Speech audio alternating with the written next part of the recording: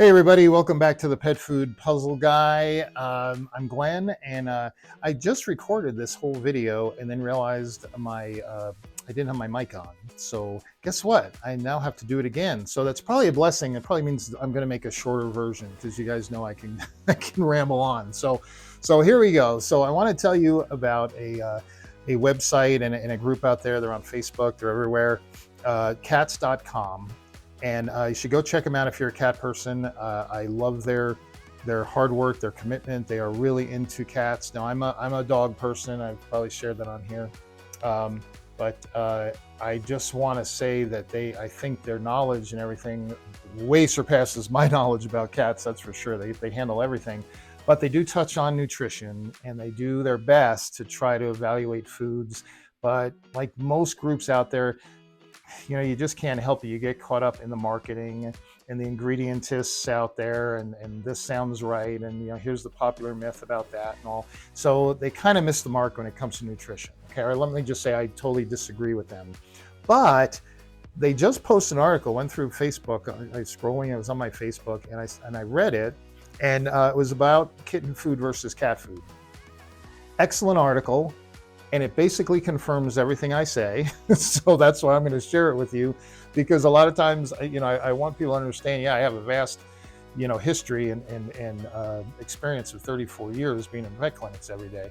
But when you hear it from other people, especially those that sound like they disagree with me, but then they post something that's like, wait a minute, this is what I'm saying. So let's jump in and we'll go through the article real quick. And I just want you to see how this just really explains pretty well what I preach, and that I'm not crazy. So here we go.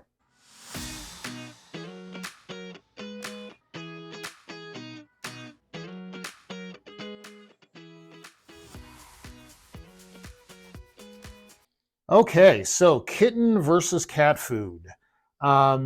The cat food market is vast and varied with specialized formulas for every niche you can think of. And that's true. I mean, there's indoor cat, there's there's hairball, excuse me, there's light. I mean, it just goes on and on. It's crazy how many varieties of cat food are out there.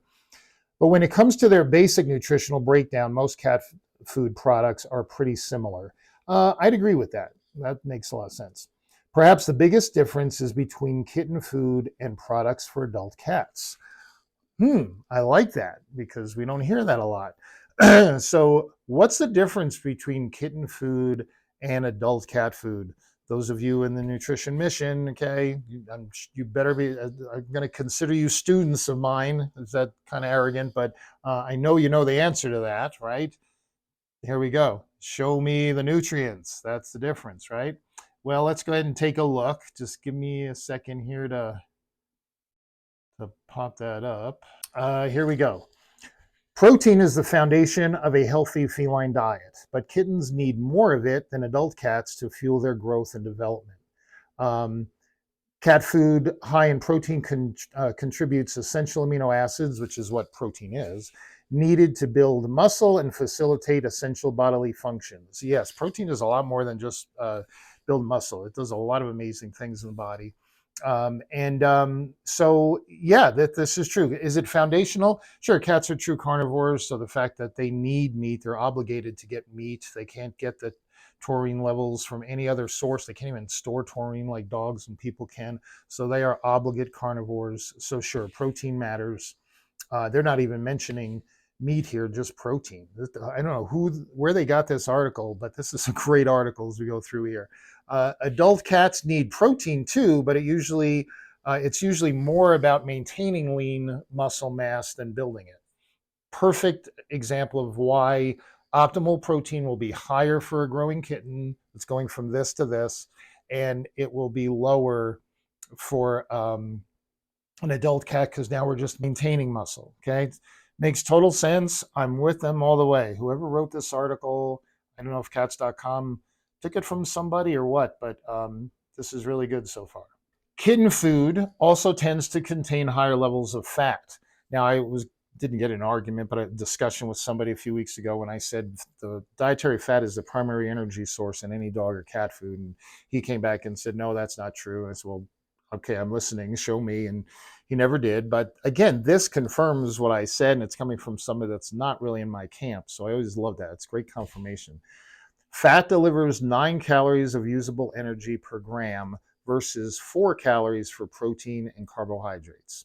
That is true. That's why fat, using good quality fat, is going to provide not just fatty acids and all the other good stuff we need for vitamins and for skin and coat and all that, but it provides energy.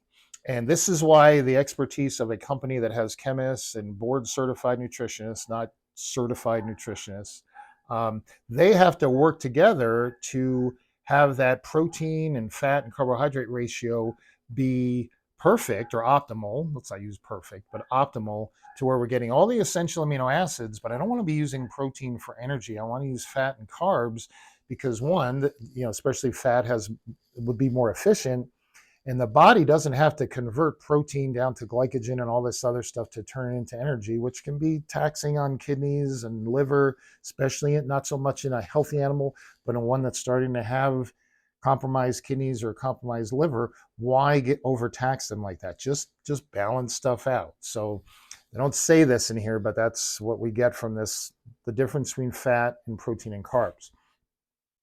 Cat food formulated for kittens should also contain specific levels of omega-3 fatty acids like DHA to support brain development. Yes, it's very true that the brain development going on, and that there's all kinds of stuff going on that they don't really get into the details here, and it's not the purpose of the article, but it is so true. Okay, but again, we're looking at nutrients here. Notice not one ingredient has been mentioned in this article so far. Is this awesome or what? Okay, when should we switch? When should we switch over from the kitten food to adult cat food? Again, this is really good information. Those of you that have had cats for years probably know most of this, but again, let's just look for the nutritional truth and pull that out of this article. Okay, here's the first one. Your kitten is at least 10 months old. Most kittens stop growing between 10 and 12 months, though large breeds like Maine Coons may take up to 18 to 24 months. Maine Coons, those are, if I was going to have a cat, it would probably be a Maine Coon. But that 10-month-old rule, it's not gospel, but it really makes a lot of sense, because I was taught all my years with Hills that when a growing puppy or kitten reaches about 70-80% of their adult size and weight, we can start thinking about switching them off to higher fat and the higher nutrient levels, because they're not growing anymore. We're moving from development into maintenance. So anywhere around 10 months, a lot of vets just say, hey, at about a year, just switch them over. Doesn't mean on their birthday we're going to throw away their kitten food and put them on adult cat food. Just, start making the transition around that time, because they just don't need it. And again, they don't get into it too in depth here, but now those extra calories, the extra protein, the extra sodium, all that stuff that the kitten needed could actually be detrimental to the adult cat. Not at a year old, really not at 2 years old. That's kind of like a 20-year-old person that could abuse their body any way they want. But as they age, as we know, tragically, their years are shorter than ours. Once they hit 4 or 5, that's kind of like a 40, 50-year-old person, if not older, and nutrition and controlling excesses really becomes important. So let's go on to the next one. Their weight has stabilized. Again, this is kind of part of the comment before. If they've slowed down, they're growing like crazy, and hopefully through those few early months, you're working with your vet for shots and stuff like that, and we're maintaining a nice healthy weight. We don't want a fat kitten, okay? Because what they're saying here, excuse me, kittens grow rapidly at first, but when their rate of growth slows and their body weight stabilizes, you can think about making the switch. Yeah, that's totally true. Now, the next one is I jumped the gun when I did the last video, so I won't jump the gun here. Here's the next one. Your kitten is becoming overweight. Does that happen out there? You cat people, tell me, huh? Some kittens reach maturity faster than others, and a calorie-dense kitten diet might start to contribute to weight gain. We want them gaining weight as they're growing, but if your vet or yourself, whatever, so a friend says, hey, getting a little roly-poly here, yeah, it's adorable, but you're setting them up for issues down the road. I don't want you switching off to adult food early because the kitten is getting fat. I want you to feed less kitten food. Okay, I'm sure there's nobody out there that would disagree with me. They still need all those added nutrients for growth and development, you're just feeding too much, or the food just is too energy dense for the needs of that cat. There are some cat foods, kitten foods especially, crazy high energy. For some, Siamese, whatever. I mean, those of you that know cat breeds, there's some breeds I'm sure can use every calorie. There's others like maybe a Maine Coon that would not be the best way to go. Okay, so that was really good. Now that's all outside stuff that even as a pet parent you can see. It's all pretty much common sense, right? Here's the stuff you can't see. Their nutritional needs have changed. If your vet recommends a prescription diet to manage health issues, you may find some are only available for adults or all life stages. There are very few prescription diets that are all life stages, which I'll talk about in a minute. But I sure hope at a year old they don't need a prescription diet. But let's say there's crystalluria, or that they're finding crystals in the urine, and we want to get ahead of that, so we're going to put them on a diet that's really going to restrict those minerals, really going to manage the urine pH. Your day of just going in and buying any pretty food, you don't have that luxury that other cat people have. So yeah, that's totally true. But what is the whole premise here is the nutrients in kitten food are going to be too excessive for your adult cat. Well, amen. That's what I say when I look at adult cat foods that say all life stages. All life stages means legally they are not deficient for any life stage. What does that include? Kittenhood and growth and development.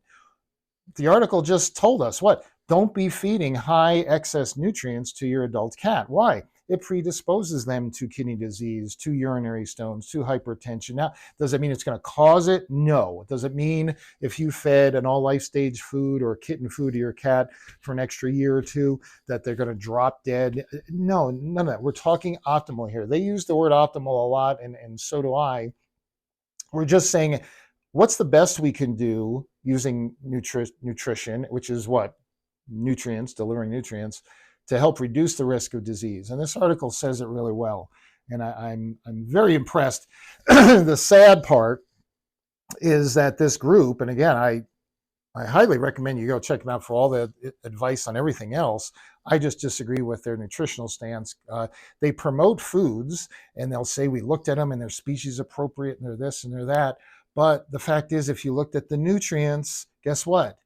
They're kitten food. Or if you look at the AFCO statement and it says for all life stages, guess what? It's a kitten food. Okay, that's not Glenn saying it. That's not myth. That's not marketing.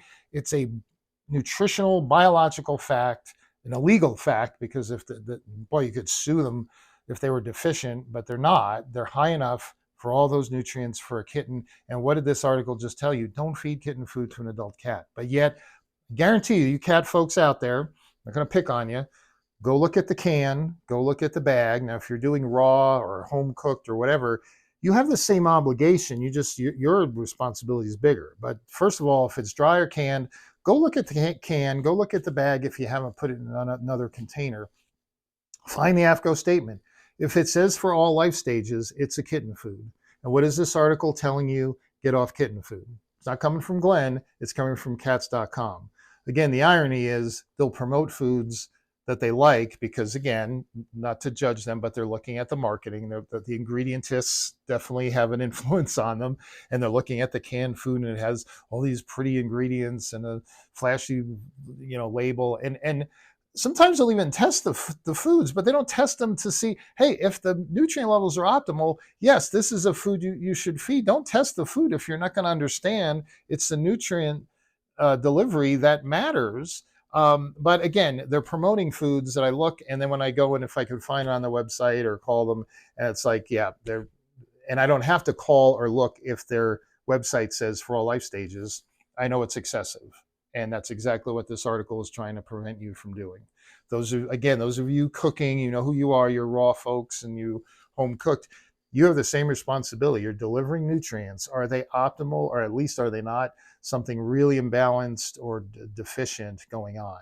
And if you listen to all the raw folks out there and the home cooked folks out there, at least they're honest enough to say, yeah, 40-50% of the folks out there are doing it wrong. So you have an added responsibility. Yes, for those of us that trust, we put our trust in a company and feed that kibble or that can. Yeah, there's a big trust factor going on there, and there's a risk that they're not doing it right. But that is just as true with you. If you're doing it yourself, you have the same responsibility. So it all comes down to, again, show me the nutrients. Isn't that cool? I love that. I found that. So that's, you get used to seeing that banner. You're going to see that a lot.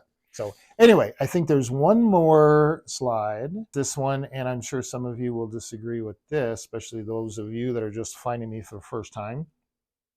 Your vet is the best person to talk to about switching your kitten to adult cat food.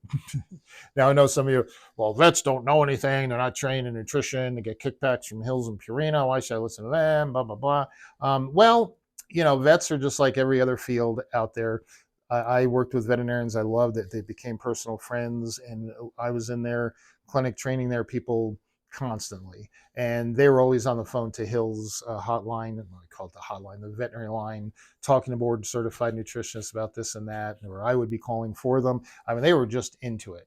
And go the other extreme, there's vets out there, many. I was just describing the one on Facebook to somebody today. The vet will tell you, I don't know how that diet works. I'm not a nutritionist. Back in the old days, most of these old school vets have retired or moved on. But they would say, hey, I don't talk nutrition. I didn't go to vet school to sell pet food. And that was back in the day when nutrition really wasn't understood as how important it is. But if you fast forward, there's still vets, young vets, with that attitude that, nutrition is not really my thing. Surgery is, or this is, or that, or I get into some of the alternative medicine, Eastern medicine, whatever. But they're smart enough to know I don't need to learn a lot about KD or UD or CD because here at the clinic, I've been here for 3 years, 4 years, whatever. All the doctors use these diets and they see great results. And I've started using the diets and I see great results. And you know what? I don't have to be an expert on nutrition because these diets are made by the experts on nutrition. I just need to be aware of them. And again, so you get everything from, yeah, look at the chart to see which diet for what disease, and that's it. That's as far as they go. And they're heroes because the diet works. All the way to those that, well, what about this and what about that, and why does that work, and what was this? Where was the study done on that food? And but what about this? Or should I combine it with this medication? Again, veterinarians are just like everybody, just like human doctors. I've had human doctors that I could tell were just into surgery and medication. That was it. No matter what your ailment was. I have a doctor now. He's my age. He's 65 with me, which is really good because he's going through the same stuff I'm going through, and he's much more holistic.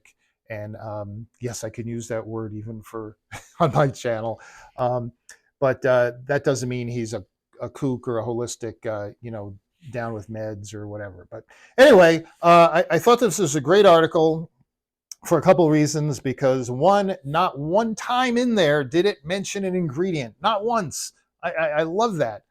Again, coming from an unlikely source, a source where I usually disagree with everything they say about nutrition, and I wish they would read their own their own article. I don't know whether this was written by them or they took it from somewhere. Excellent information, and I'm just broadening the discussion that this is why the nutrition mission exists. This is why we're here. And I love when people say, I started feeding that prescription diet finally. I got over my guilt and I or fear, whatever, and it's working great. Or it has been working great, but I felt terrible feeding it. Now I can feel good. Or I'm feeding Science Diet or now ProPlan or Purina One urinary cat food, and my cat's doing great and I'm saving a ton of money. Whatever the case is, I'm just here to help. And this article was really good at confirming what I'm saying. I'm not just all wet and coming up with anything. And so I hope that's been helpful for you cat folks. Again, I want you to go. Don't forget. Maybe you're not home. Whatever. When you get home, look at that bag. Look at that can. If it says all life stages, listen to whoever wrote this article. I guess I should have checked to see who wrote it. That was kind of dumb of me, but it doesn't matter. It's great information. Okay. And consider if your cat's, especially if your cat's 5, 6, 7 years of age, I'd really like to see them getting better optimal nutrient levels, more specific to their life stage, more appropriate with their life stage. And like I say all the time, if you got a cat that's 7, 8 years of age, I wish I still had the chart. At age 7, all the risk factors of disease really kind of kick in. get some blood work done. Just a basic senior blood work. And if everything's normal, then you're doing good. You're okay. You've got leeway there. But if there's elevated values, now we got to get more specific. Does that make sense? And yes, I do definitely like canned food. This didn't come up in this again, this article. I don't want to expand it too much, but canned food is always going to give more moisture to that cat, and that's just a healthy thing for them. I know it costs more. Maybe do half dry, half canned. I know there's some cats that despise canned, but you can try. Just try introducing a little bit. Canned and dry is probably the best of both worlds. For dental health, there is no difference between a good quality canned and a good quality dry. That was all myth. It was all, and part of it was because years ago, many years ago, canned cat food and dog food was just junk in a can. The nutrient levels were terrible. The calcium, the protein, a lot of calculogenic ingredients that really, I knew a vet, Dr. Cadwallader, brilliant guy, when I first started with Hills, and he could tell whether a dog or cat was on canned food or dry food because canned food was that bad back then. Those days are gone. And Milkbone trying to teach us that dry food cleans their teeth. That's baloney. It's totally been rebuked. It's rebuked. Yeah, it's just not even valid anymore. But so again, for your cat, don't think you're compromising their dental health if you're feeding canned. Feel a little bit of both is probably best. All right, so now I'm starting to babble, so I'm gonna go. You guys take care. It is November 1st. Christmas season's coming, and yes, I will do a video on my Christmas decorations outside and maybe inside too. I always love doing that. It gets harder every year, and my stuff's starting to fall apart, and I'm too cheap to go out and buy new stuff. So I turned into my dad. I'm actually replacing bulbs and stuff instead of just throwing them away. So anyway, you all take care, and we'll talk soon.